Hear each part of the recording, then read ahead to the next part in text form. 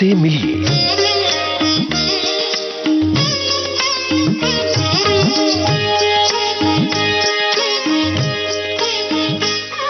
इनसे मिलिए इस कार्यक्रम में आज हम आपकी मुलाकात करवा रहे हैं सुप्रसिद्ध फिल्म अभिनेत्री नीना कुलकर्णी से। इनसे बातचीत कर रहे हैं कमल शर्मा। आज सुनिए इस भेंट वार्ता का पहला भाग। सभी सुनने वालों को कमल शर्मा का नमस्कार।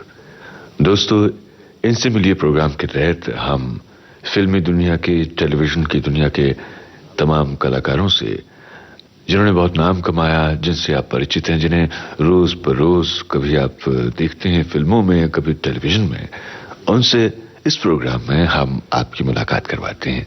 और आज इस प्रोग्राम में हमारी मेहमान हैं हिंदी और मराठी फिल्मों की सुपरिचित अभिनेत्री नीना कुलकर्णी। नीना जी, विविध भारती के स्टूडियोज में हमारे इस प्रोग्राम में आपका बहुत बहुत स्वागत है। हम अपनी ओर से और अपने तमाम सुनने वालों की ओर से आपका स्वागत करते हैं। नमस्कार। नमस्कार, सभी सुनने वालों को नमस्कार और विविध भारती के सभी सदस्यों को नमस्कार। भाई, हिंदी बड़ी अच्छी आप बोलती हैं। शुक्रिया। लेकिन पली बड़ी है मुंबई में? हाँ। अच्छा, प्रॉपर कहाँ पर? मुंबई में किस जगह की? मुंबई में माहिम में रहती हूँ मैं। और वहाँ पे मैं पली बड़ी हूँ। माहिम के एक स्कूल है, कॉन्वेंट स्कूल, कनोसा कॉन्वेंट। उसकी मैं विद्यार्थिनी रह चुकी हूँ। अच्छा, तो क्या स्कूल के जमाने से ही एक्टिंग की तरफ आपका रुझान हुआ? हाँ, वैसे तो हमारी कॉलोनी है जिसमें बहुत सारे कलाकार रहा करते थे, आज भी रहते हैं। तो कॉलोनी में जो फंक्शंस होते थे, छोटे मोटे रोल करती रहती थी।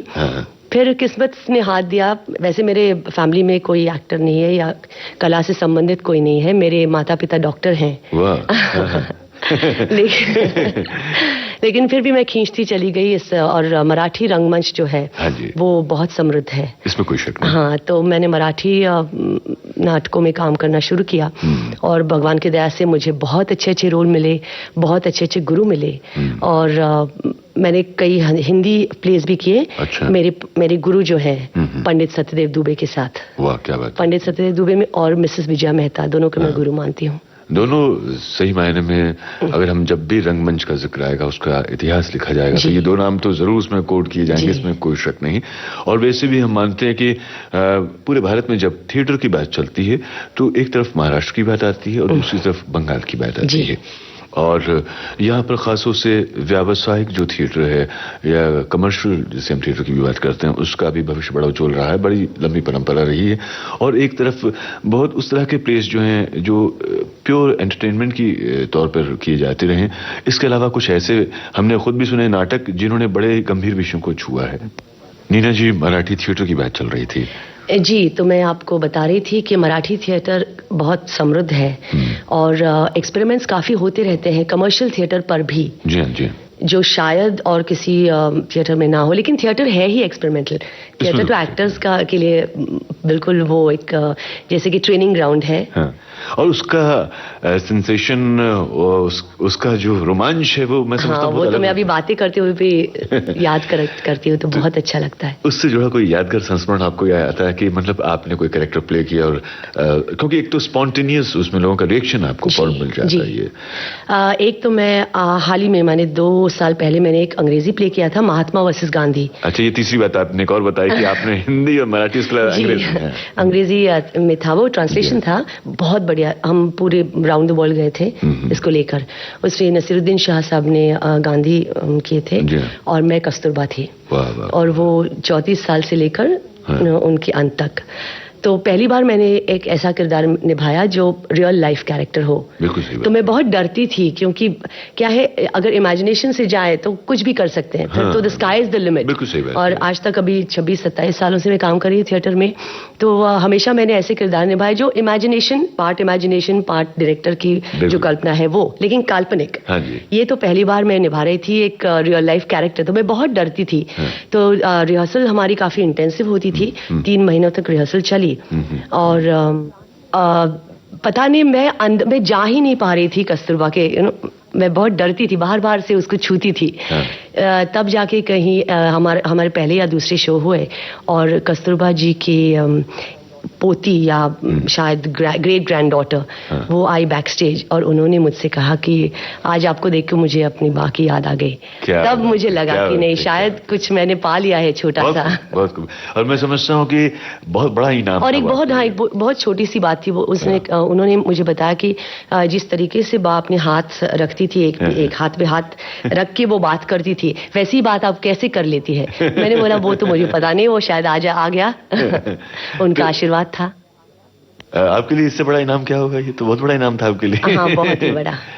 अच्छा, अब वापस फिल्मों पे आते हैं और मराठी फिल्म पे आते हैं। मराठी सिनेमा, हालांकि जिन्होंने भारत में फिल्म आंदोलन की शुरुआत की और भारत को अंतर्राष्ट्रीय स्तर पर ख्याति दिलाई, जिसमें हम ढूंढीराज गोविंद फाल्के साहब की बात करें, तो मराठी का बहुत बड़ा योगदान है फिल्म में भी और थिएटर में भी। लेकिन क्या बात है, जब कमर्शियल सिनेमा की हम बात करते हैं तो मराठी फिल्मों का वो दौर या वो चीज वो देखने में नहीं आती। वो अब नहीं रहा, ऐसा मैं कहूंगी। दादा साहेब फाल्के ने जो हमारे लिए बनाया था वो हिंदी वालों ने तो ले लिया। मराठी वाले भी, प्रभात चित्रमंडल जो था वो पहले बहुत समृद्ध था, काफी लिटरेचर पे आधारित ऐसी फिल्में बनती थी। ब्लैक एंड व्हाइट जमाना बहुत ही अच्छा था मराठी का।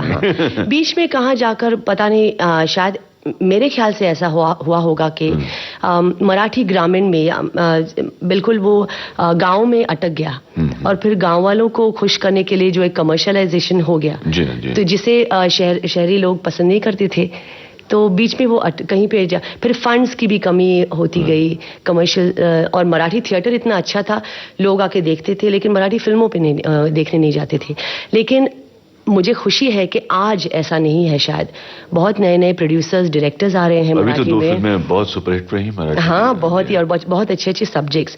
और मुझे लगता है कि मराठी फिल्म मेकर्स ने मराठी लिटरेचर में खोजने चाहिए। मराठी लिटरेचर भी बहुत समृद्ध है और पुला देशपांडे जो अपने आप में एक इतिहास के मदंती रहे जीते जी भी, और न केवल मराठी साहित्य की बल्कि हम ये कह लें कि विश्व साहित्य की एक बहुत बड़ी क्षति। और वे पुला देशपांडे एक उदाहरण है जिन्होंने फिल्में भी की, म्यूजिक भी दिए, एक्टिंग की, फिर पूरी तरह से वर्सेटाइल थे वो। तो आपने उनके साहित्य को जरूर पढ़ा होगा। इसके अलावा वो तो पसंद, मैं समझता हूँ कि आपकी पसंद में आप ही क्या, जितने भी यहाँ के मराठी अस्मिता से प्यार करने वाले लोग, या क्योंकि वो पुला को अलग उससे करके देख ही नहीं सकते आप। नहीं, बिल्कुल नहीं, वो हमारी जिंदगी का एक हिस्सा है शायद, उनका लिटरेचर जो है। तो उनके अलावा और कौन कौन है जिनको आपने पढ़ा और पसंद करते हैं? मैंने 2-3 प्लेस जयवंत दळवी साहब के किए थे।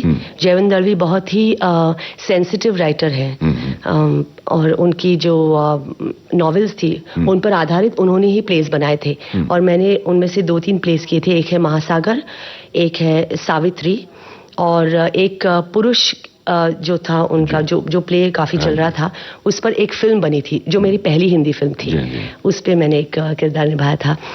जयवंत दळवी है, फिर और प्लेराइट्स में से रत्नाकर मतकरी बहुत अच्छे हैं। आजकल के ज़माने में अभिराम भड़कमकर बहुत अच्छे प्लेज लिखता है और उसमें हैरानी की बात यह है कि आजकल बहुत जो चोरी चपला का मामला है उसमें अभिराम एक ऐसा लड़का है जो खुद का लिखता है। हाँ, वो ओरिजिनलिटी इज वेरी इंपॉर्टेंट। वरना ये फिल्म देखी, इस पर एक प्ले लिखा, वो हिट हो गया, ये ऐसा चल रहा है। हाँ। वो तो फिर ऐसे लोग अपनी उनकी मौलिकता नहीं तो वो ज्यादा दिन चल नहीं बिल्कुल। अच्छा, एक चीज और भी देखने में आती है कि लिटरेचर की हम बात करें तो थोड़ी सी उसमें एक लाउडनेस है, मतलब थोड़ी सी बोल्डनेस भी है, मतलब चीजें खुल के कहने की जैसे उसमें आदत है। और मैंने देखता हूँ कि नाटकों में भी एक जो निडरता है कहने की, अभिव्यक्ति की, वो नजर आती है। बाकी जगह उसे हमें थोड़ा अभाव नजर आता है। हाँ, जैसे कि मैंने पहले कहा, मराठी ऑडियंस जो है, जो हमारा प्रेक्षक वर्ग है, वो बहुत ओपन माइंडेड है। वो ये नहीं सोचता कि ये एक्सपेरिमेंटल प्ले है। वो सब्जेक्ट को लेकर, मैं अभी एक आपको मिसाल के तौर पर बताती हूँ। मेरा एक प्ले था ध्यानी मनी जो बहुत चला था, मैं और शिवाजी साटम, उसे लिखा था प्रशांत दळवी जो आजकल बहुत अच्छी तरह से लिखते हैं। और वो प्ले यूं था कि वो एक कपल है और इस औरत को बच्चा नहीं हो रहा है, तो वो इमेजिन करती है, उसने एक इमेजिनरी बच्चा पाला है पूरे 14 सालों तक। अच्छा। और प्ले के बीच तक किसी को पता नहीं होता कि ये इस घर में बच्चा नहीं है। इतना वो पूरा सेट वेट और वो जिस तरीके से बात करती है husband, it's all make believe. अब ये सब्जेक्ट तो कमर्शियल नहीं लगता, बिल्कुल सही बात, बिल्कुल नहीं, लेकिन वो इतना चला, प्ले 500 के ऊपर उसके शोज हुए, बाद में वो बंद हुआ। वो इस वजह से नहीं कि वो चल नहीं रहा था, लेकिन इस वजह से कि हम लोग ज्यादा व्यस्त हो गए फिल्मों में और तो मैं समझता हूँ कि इसके पीछे एक बहुत ही बेहतरीन स्क्रिप्ट जो है, पावरफुल स्क्रिप्ट जो है, और वो खास तौर से जिस तरह से वो डेप्थ में जाकर के सब्जेक्ट की, और वैसे ही उसमें रवानी भी चाहिए, ताकि वो बातचीत जब कोई कैरेक्टर को प्ले करते समय हम जब डायलॉग बोलें तो वो हमें अपनी जिंदगी की जबान भी लगे और उससे वो बात बिल्कुल बिल्कुल। और मुझे लगता है कि कोई भी आर्ट फॉर्म हो, चाहे वो थिएटर का हो, चाहे फिल्में, चाहे सीरियल, बेस उसका स्टोरी है। बिल्कुल सही बात। अगर वो कहानी अच्छी हो, कहानी अगर इंटरेस्ट करती हो लोगों को, तो कुछ भी माने वो उसको तो स्काई इज द लिमिट। खैर, आपसे बात करते हुए एक चीज का मुझे बखूबी एहसास हुआ कि आप खूब पढ़ती हैं, पढ़ा आपने बहुत है। पढ़ती थी। लेकिन क्या है कि ऐसे वैसे कहें तो हमारा भी ऐसी रहा हाल, लेकिन वो सब चीजें पढ़ी हुई आपके जहन में तो रहती हैं, याद आती हैं आपको। आज भी पढ़ने की कोशिश तो करती हूँ जरूर, लेकिन वक्त की पाबंदी है। अच्छा, आपने बहुत सारे आर्ट फॉर्म्स की बात कर रही थी बीच में और जिक्र आया, हम जब उस पे आते हैं, हमारे शहरों की बात करें तो शहरों ने बहुत कुछ गांव से लिया है, ग्रामीण जीवन से हमने संगीत लिया, उनसे परंपरा में बहुत सारी चीजें ली, फिर लोकनाट्य उनसे ग्रहण किए, उनकी डिफरेंट जो शैलियां हैं उनकी अलग अलग वो ग्रहण की।